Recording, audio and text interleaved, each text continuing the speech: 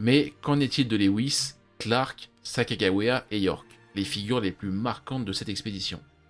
Jefferson récompense rapidement Lewis, le nommant gouverneur du territoire de la Louisiane en 1807. Mais Lewis, brillant explorateur, fut un bien piètre politicien. Il subit des critiques violentes, se heurte à des conflits administratifs et voit sa réputation tomber en flèche.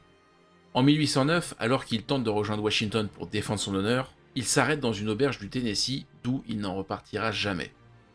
Officiellement, il s'est suicidé, mais des doutes persistent. Meurtre politique ou simple acte désespéré, je ne saurais vous en dire plus.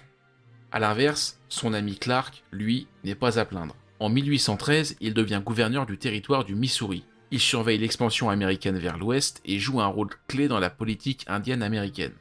Il reste une figure influente jusqu'à sa mort en 1838. Autant vous dire qu'on est bien loin du sinistre dessein de son ami Lewis. Et en ce qui concerne Sacagawea et York, ces personnages souvent relégués au second plan. Eh bien, pour Sacagawea, on peut pas dire que ce soit la joie.